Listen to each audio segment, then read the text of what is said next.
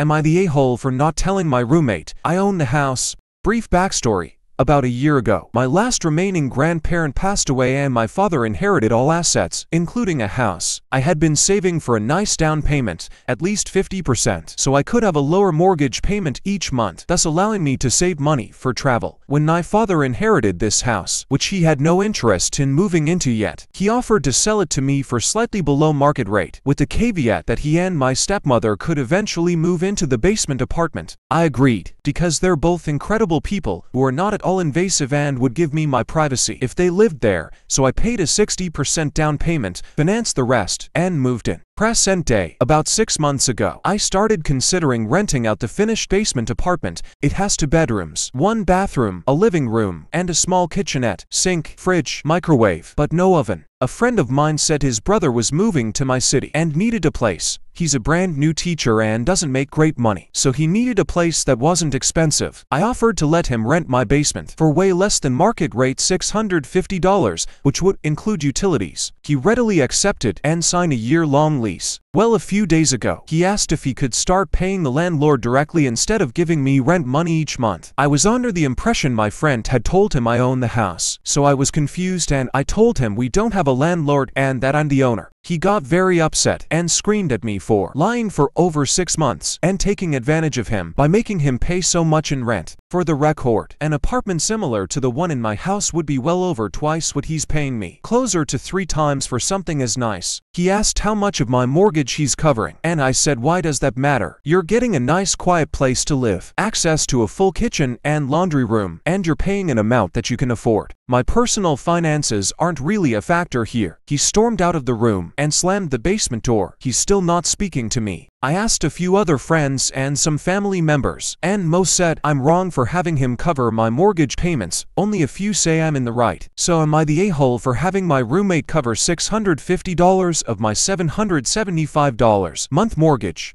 He still has a lease, so I won't be evicting him over this alone. If he does any damage or becomes hostile, I'll look at the eviction process, but for now, he will remain unless he chooses to break the lease, which I'd allow him to do if he wants. He also didn't bother to read the lease before signing. The lease clearly states I'm the homeowner. I didn't trick him or keep info from him. He simply didn't read what he was signing. I didn't get the house for almost free, as some people choose to believe. My father sold it to me for about 75% of its value, more or less, as an advance on rent he and my stepmother will pay when they move in here in a few years. We already agreed they won't pay monthly rent, but will contribute to utilities and groceries at that time. I also made a 60% down payment, so I have quite a bit invested, as well as paying about $1,500 a month out of pocket for taxes, insurance, maintenance, utilities, etc.